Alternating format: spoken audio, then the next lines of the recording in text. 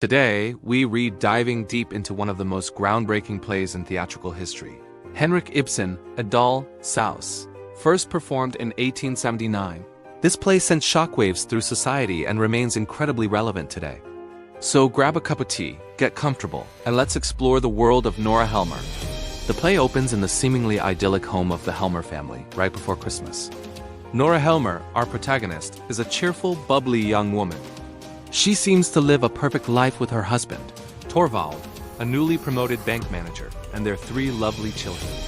Torvald affectionately calls her his little squirrel, his skylark, and his spendthrift, treating her more like a beautiful, fragile doll than a partner. He constantly chides her for spending money, but in a playful, condescending way. She, in turn, plays the part of the dutiful, slightly ditzy wife, hiding her macaroons because he disapproves of sweets. Their cozy world is soon interrupted by the arrival of an old friend, Mrs. Linde. Christine is a widow who has faced a life of hardship and is now seeking employment. As the 2 women catch up, we learn that Nora isn't as naive as she appears. Years ago, Torvald was gravely ill, and the doctors said the only way to save him was a trip to Italy. The problem was they had no money. Torvald, a man of rigid principles, would never have agreed to borrow. So Nora took matters into her own hands. Here's the big secret. Nora forged her dying father's signature to secure a loan to finance the trip.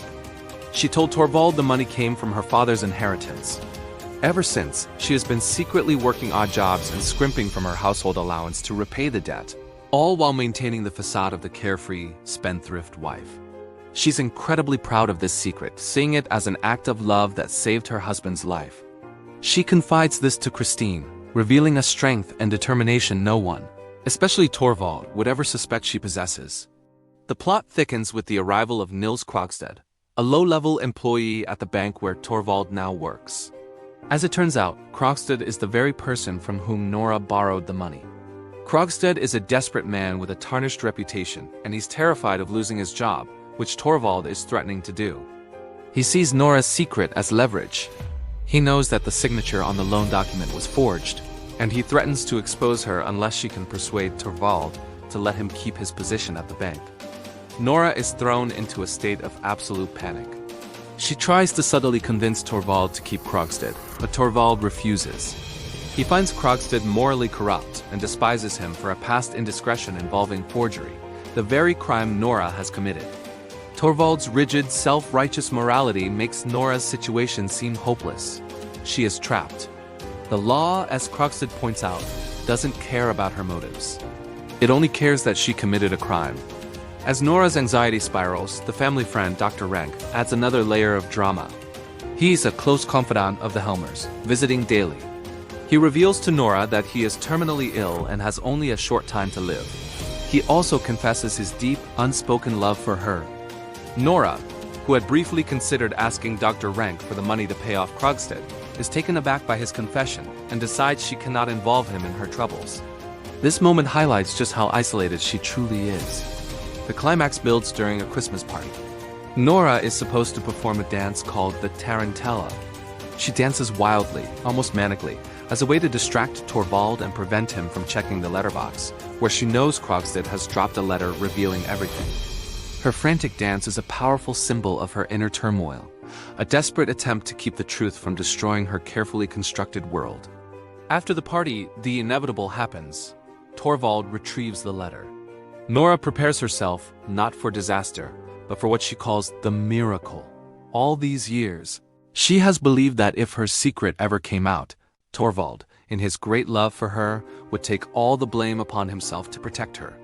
She has fantasized about this ultimate act of chivalry, this proof of his devotion. But the miracle never comes. Instead of protecting her, Torvald explodes with rage. He doesn't see her sacrifice or her love. He only sees how her actions could ruin his reputation. He calls her a hypocrite, a liar, and a criminal. He tells her she is an unfit mother and that she will no longer be allowed to raise their children. He is disgusted and concerned only with his own social standing. His only goal is to find a way to hush up the scandal. Just as Torvald is in the middle of this tirade, a second letter from Krogstad arrives. It turns out that Linde, who had a past relationship with Krogstad, has convinced him to relent. He has had a change of heart and encloses the incriminating bond, forgiving the debt. Torvald is instantly relieved. I am saved. Nora, I am saved. He exclaims, completely oblivious to the fact that he has just shattered Nora's entire perception of their life together. He immediately reverts to his old, condescending self, telling Nora that he forgives her and that this whole ordeal has somehow made her even more precious to him, because now she is utterly dependent on his guidance. But for Nora, something has irrevocably broken. The man she thought she loved, the man she sacrificed everything for, has revealed himself to be a selfish, shallow stranger. And this brings us to the famous final scene. Nora changes out of her party dress and into her everyday clothes. She sits Torvald down and tells him they need to have a serious talk for the first time in their 8 years of marriage. She calmly explains that she has been living a lie. First, she was her father's doll child, and then she was Torvald's doll wife. She realizes she has never been treated as a real person with her own thoughts and feelings. Her home has been nothing more than a doll's house, and her children, her dolls. She tells Torvald she must leave. She needs to educate herself, to discover who she is as an individual, away from his influence and the expectations of society. Torvald is bewildered. He pleads with her, appealing to her duties as a wife and mother, but Nora's mind is made up. She argues that her duty to herself is just as sacred, if not more so. She no longer loves him, and she can no longer live in a house built on illusions. In a final shocking move, Nora hands back her wedding ring and walks out of the house. The play ends with the sound of a door slamming shut, a sound that resonated across Europe and became known as the slam heard round the world. It symbolized a powerful declaration of female independence and a radical challenge to the patriarchal norms of the 19th century. A Doll's House is so much more than just a story about a marital crisis. It's a profound critique of societal roles, gender inequality, and the true meaning of freedom. Ibsen forces us to question the foundations of our relationships and the masks we wear to fit in. Nora's journey from a naive skylark to a self-aware woman is one of the most compelling transformations in literature. What do you think of Nora's decision? Was she right to leave her children? How has the play's message aged over the last 140 years? I'd love to read your thoughts in the comments below. It's a play that always sparks fascinating discussions. Thank you so much for joining me on this journey through A Doll's House. If you enjoyed this breakdown, please hit that like button and don't forget to subscribe for more deep dives into classic literature. We'll see you in the next video.